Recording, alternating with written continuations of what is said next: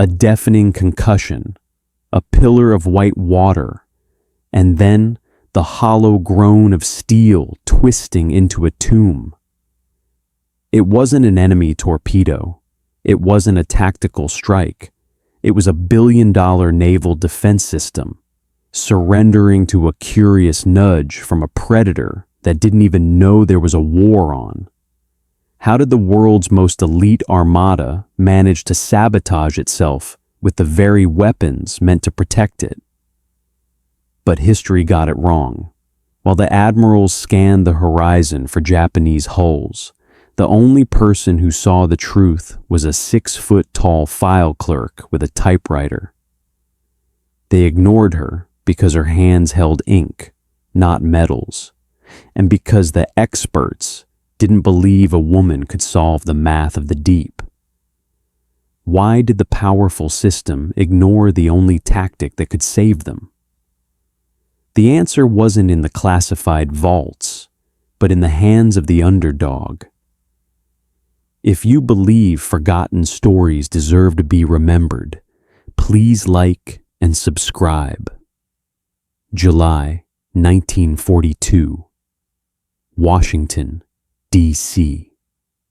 The air in the capital is a heavy, humid blanket that clings to the skin like a wet wool coat. Inside the sweltering, cramped offices of the newly formed OSS, the sound of rhythmic typing competes with the low, frustrated drone of electric fans that do little more than recirculate the smell of cigarette smoke and old ink. This is the nerve center of American intelligence, a place where the world is being redrawn on maps and papered over with classified memos. Amidst this frantic paper storm stands a woman who commands the room simply by existing. Julia McWilliams is 6'2", a towering presence with a mind as sharp as a surgical blade and a gaze that misses nothing. She is currently buried under a mountain of reports that the High Command has labeled anomalies. To the men in charge, these are just statistical noise glitches in a grand machine. But to Julia, these papers are screaming. At the start of the war, the American Navy deployed a sophisticated network of underwater mines to protect its fleet. These machines are marvels of 1940s engineering. Steel spheres packed with enough high explosives to turn a destroyer into scrap metal in a heartbeat. The mechanism of death is precise. The mine is a black box. The input is simple. A massive metal object, a Japanese hull, enters the mine's proximity. This triggers a magnetic induction relay, a delicate copper needle that swings toward the disturbance. When that needle touches a contact point, the circuit closes. The output is a 500-pound wall of pressure that travels through the water faster than a bullet, shattering steel like glass. But there's a fatal flaw in the mathematics of war. Reports are flooding in from the Pacific. Mines are detonating prematurely. Entire fields of defense are disappearing in plumes of white water and dead fish, with no enemy ship in sight. Julia sorts through the data with the cool detachment of a forensic investigator. She sees what the strategists have missed. The ocean is not a vacant battlefield. It is a crowded home. Curious and primal, sharks are drawn to the low-frequency hum of the mine's sensors. They bump the casing with their sandpaper skin. They bite the cables, driven by a million-year-old instinct.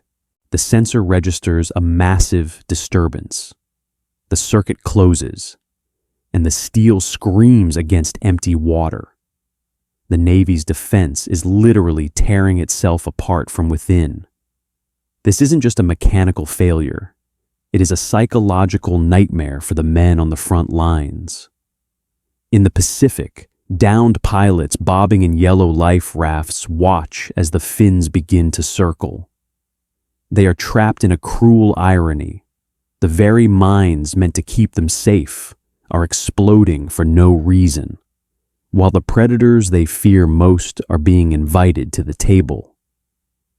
These sailors aren't just fighting the Axis, they are being hunted by an enemy that doesn't care about flags or treaties. Julia brings her findings to a room filled with heavy brass and thicker cigar smoke. She stands taller than most of the men in the room, her voice steady and lacking any trace of the clerk's deference they expect. She explains that the mines are not failing. They are reacting to nature. She proposes a solution that sounds absurd to the military mind. They need a way to speak to the sharks. The response from the establishment is a cold, crystallized arrogance. One high-ranking admiral, his chest a tapestry of medals for battles fought on dry maps, scoffs at her. He looks at her not as a researcher, but as a distraction. "We are fighting a global war, Miss McWilliams," he says, his voice dripping with the hubris of rank. "We do not have time to play with the fish. The manual says these mines are the most advanced in the world. If they are failing, it is because of Japanese sabotage. We need more patrols, not a recipe for shark repellent."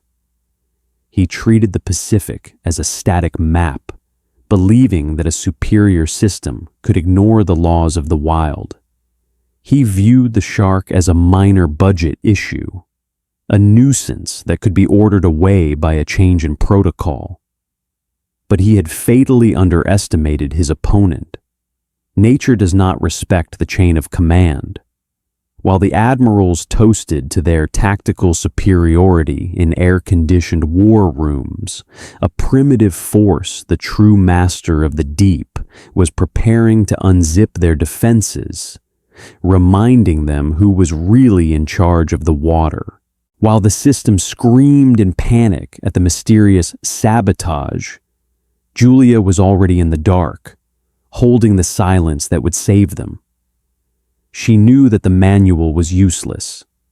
She knew that the experts were blind. And she knew that if the Navy wouldn't solve the problem, she would have to do it herself, in a laboratory that didn't yet exist, using tools they wouldn't give her. February 1943. The Maryland coast. The Atlantic is a gray, churning wall of salt and ice. While the rest of the world watches the maps of North Africa and the Russian front, Julia McWilliams is standing in a makeshift laboratory that smells of sulfur, rotting fish, and industrial detergent. To the men passing through the hallways of this coastal outpost, she is just a file clerk. A tall, efficient woman with a typewriter who keeps the records straight. But the records are no longer her priority. Julia is cooking.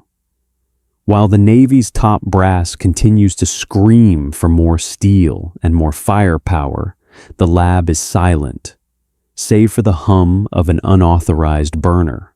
Julia isn't just researching. She is committing an act of industrial insubordination. The Board of Scientific Research has already issued a direct cease and desist on the Shark project, calling it a diversion of vital war materials.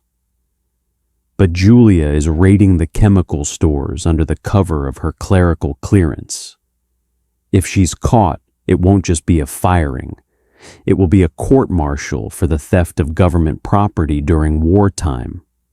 She is cooking in the shadows, using stolen copper acetate and illicit dyes, knowing that every minute she spends at this bench is a minute she is technically a saboteur of the very system she's trying to save. She isn't using a kitchen, and she isn't making dinner. Her stove is a series of chemical vats, and her ingredients are some of the most pungent substances known to man.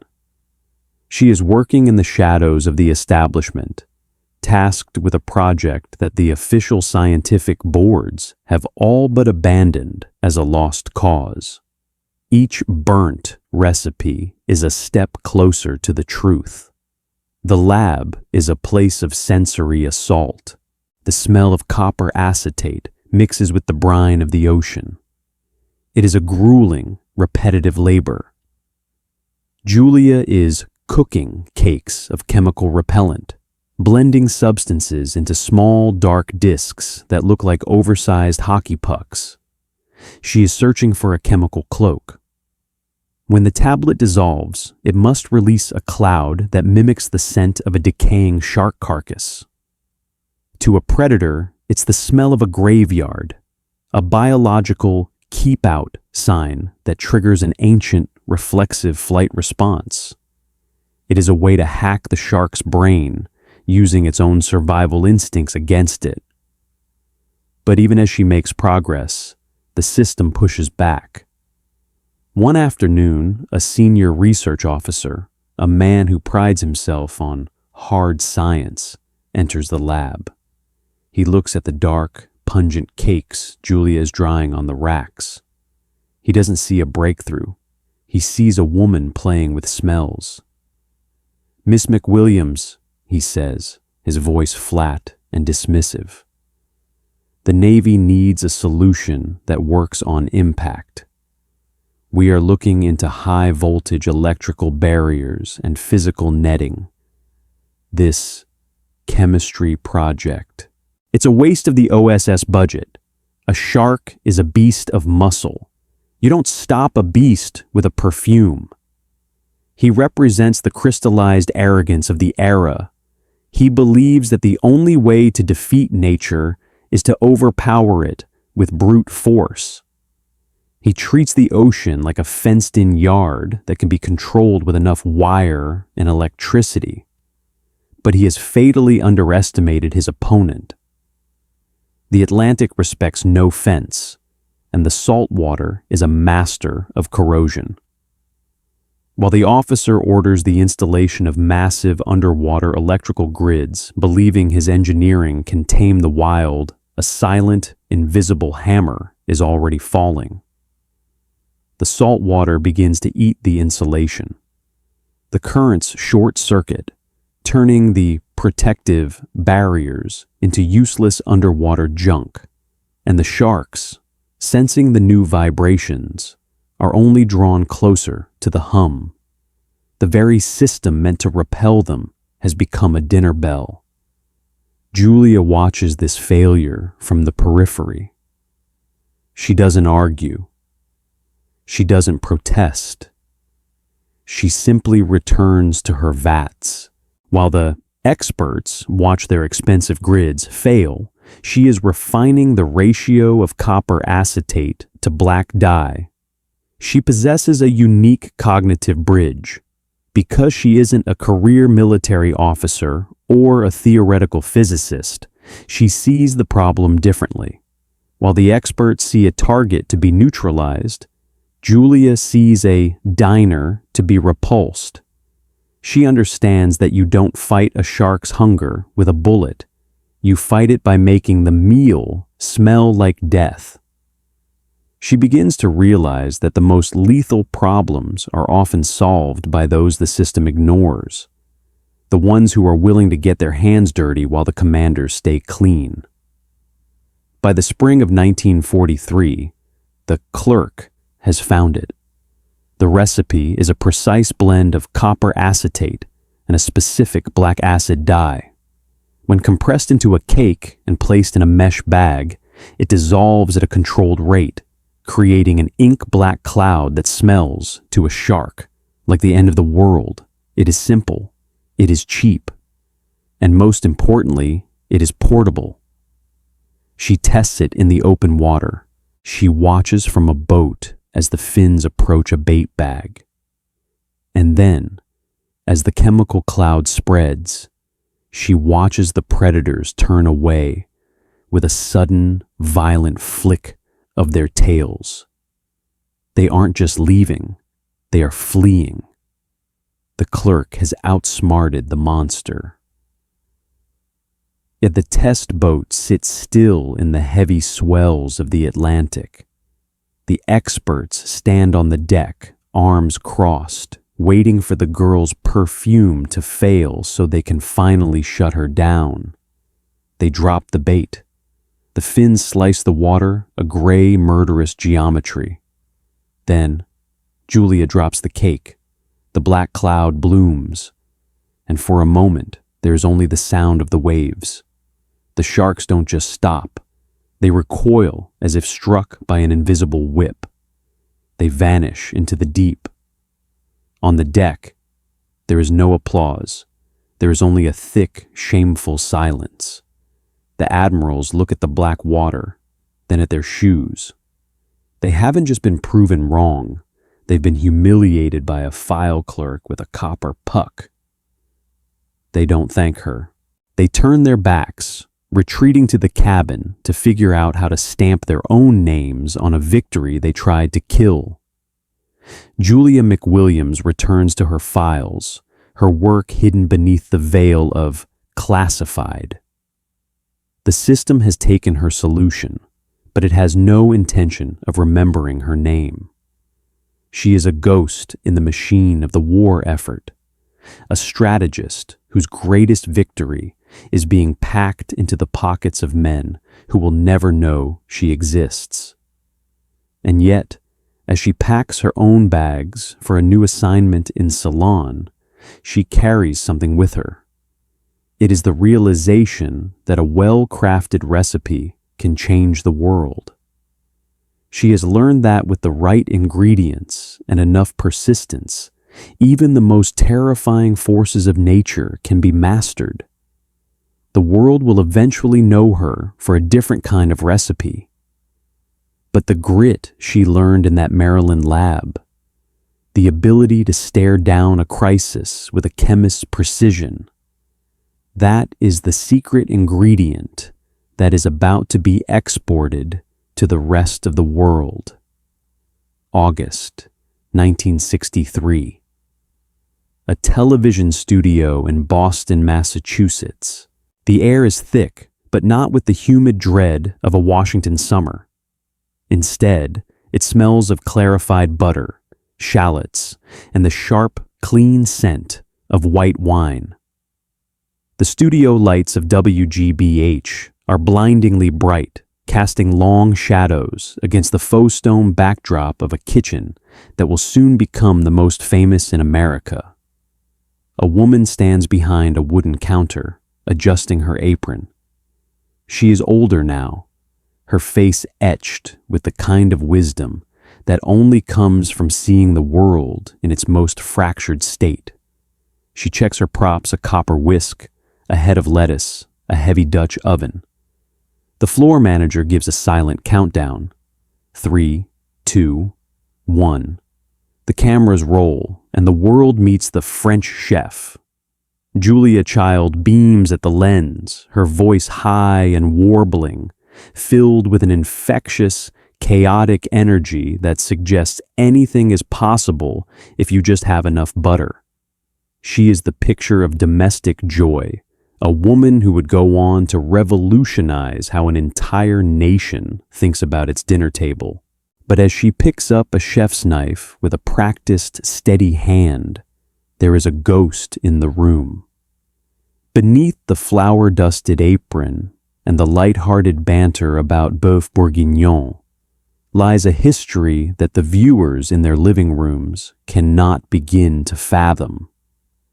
While the audience sees a grandmotherly figure teaching them how to flip an omelet, the woman herself is thinking in ratios, in chemical stability, in the cold, hard logic of survival. She rarely speaks of the years she spent in the shadows of the OSS.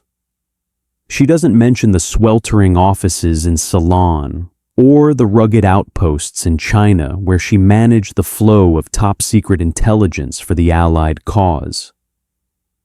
And she certainly doesn't talk about the recipe she perfected in a Maryland lab, the one that wasn't meant to nourish, but to repel.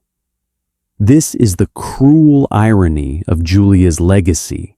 The military system of the 1940s took her brilliance, used it to fix their billion-dollar blunder, and then filed her away under clerical staff.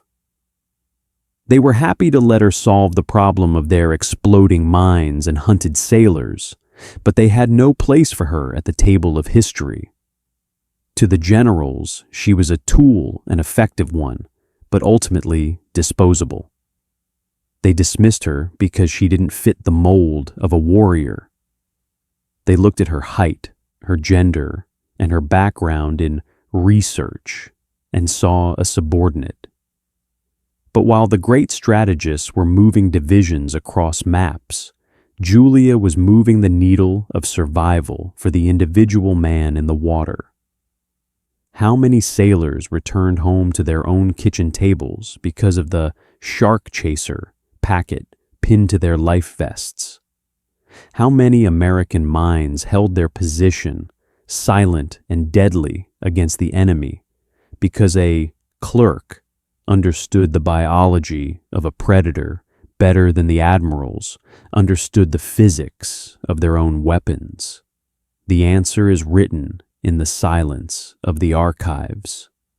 But history has a way of hiding the truth in plain sight.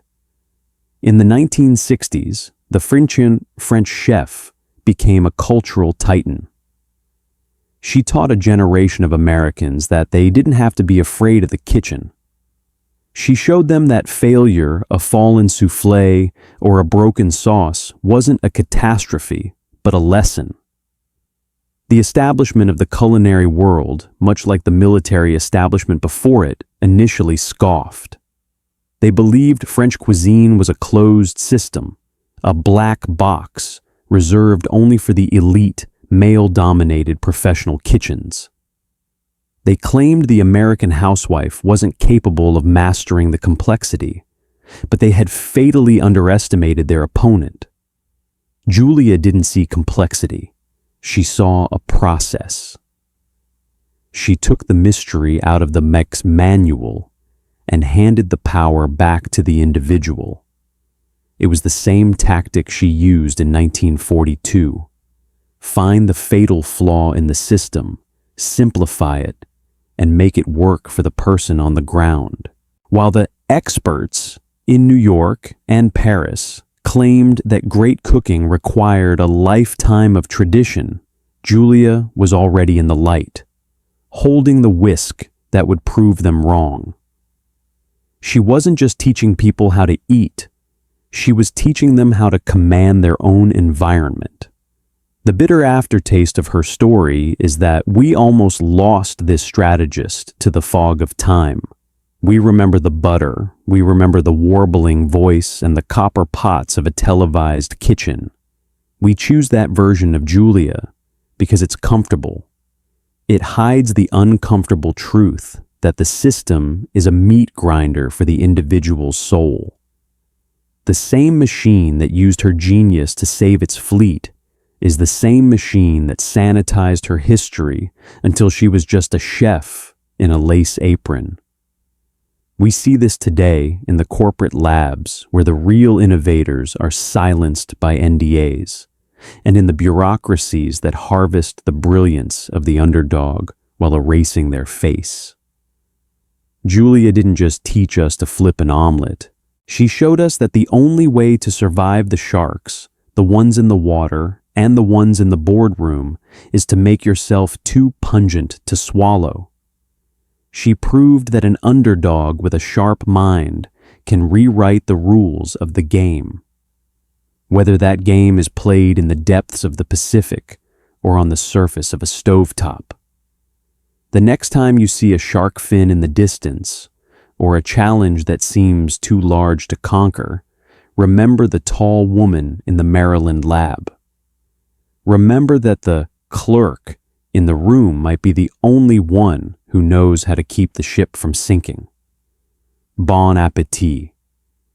If you believe that stories like Julia Child's deserve to be remembered, not just for the fame, but for the forgotten battles fought in the shadows, join our ranks by subscribing.